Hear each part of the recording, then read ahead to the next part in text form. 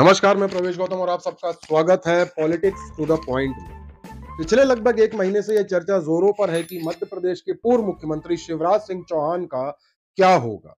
यह कहना अतिशयोक्ति नहीं होगी कि शिवराज एक ऐसा नाम है जो मध्य प्रदेश में पिछले लगभग 2 दशकों से भाजपा का पर्याय बना हुआ है। ठीक वैसे ही जैसे वर्तमान में प्रधानमंत्री मोदी संपूर्ण भाजपा के पर्याय बन गए हैं।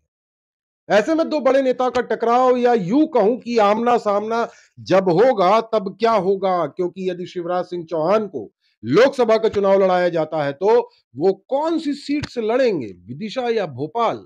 दोनों ही सीटों पर शिवराज के नाम की चर्चा जोरों पर है। पर अभी यह समझना होगा कि शिवराज का भविष्य मोदी में भाजपा में क्या होगा। ये चर्चा बहुत पहले से है, पर क्या होगा। दबी जुबान यह चर्चा हमेशा रहती है कि शिवराज और अमित शाह एक दूसरे को ज्यादा पसंद नहीं करते हैं। वहीं शिवराज को आडवाणी गुट का नेता माना जाता है, जिसके कारण मोदी और मामा में एक अंतर द्वंद समझ में आ ही जाता है। मोदी जी का भाषण तो याद ही होगा आपको मध्य प्रदेश का।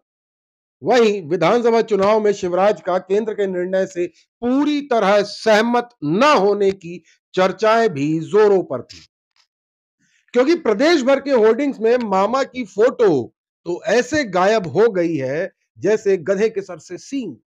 जी हां, चुनाव जीतने के बाद अब प्राथमिकता में नजर नहीं आ रहे हैं शिवराज। इनके बेटे कार्तिक ने तो खुलकर कहा था कि जरूरत पड़ी तो अपने सरकार से लड़ जाएंगे। बहरहाल समझते हैं कि प्रदेश को चहुमुखी विकास की गति देने वाले मामा जी का भविष्य क्या होगा। तो इसके दो पहलू मेरे हिसाब से सामने आते हैं।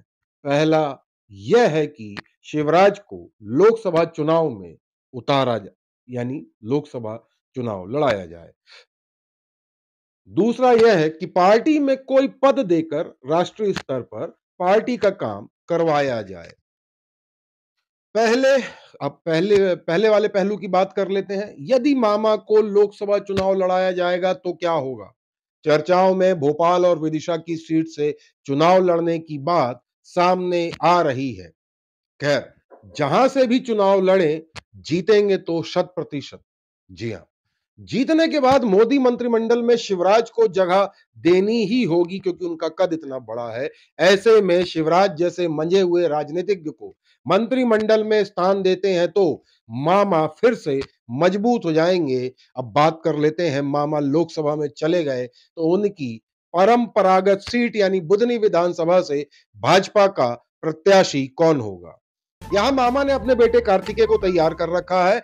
ऐसी परिस्थिति में भाजपा की नीति शायद आड़े आएगी, यानी परिवारवाद की नीति। मतलब शिवराज सांसद हो गए तो उनके परिवार से किसी और को टिकट नहीं मिल सकती।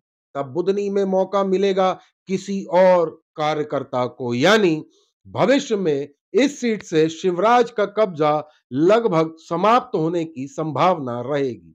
यानी कि शिवराज या उनका परिवार, जैसे कि साधना सिंह और कार्तिकेय के लिए भाजपा में जगह कम से कम चुनाव के लिए तो ना के बराबर बचेगी। मतलब शिवराज का एक पांव कमजोर हो जाएगा।